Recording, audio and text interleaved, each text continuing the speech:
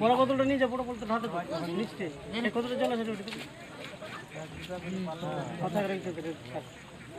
ঘর একটা বড় ঘর একটা বোতল নিয়ে